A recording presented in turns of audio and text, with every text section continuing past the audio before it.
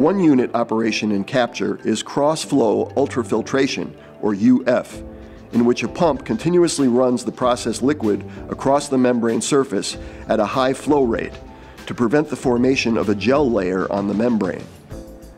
The product protein is retained and some liquid passes through the membrane.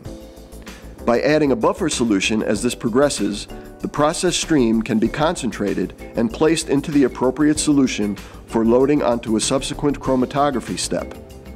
In this case, the UF skid is a single-use skid.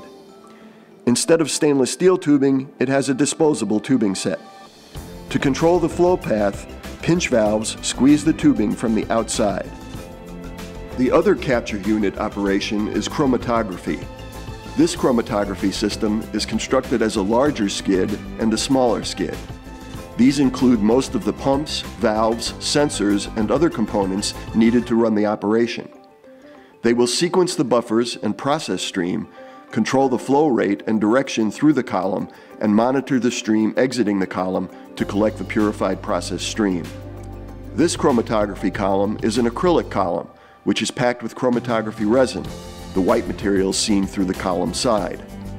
The type of resin and the way it is operated define a given chromatography unit operation.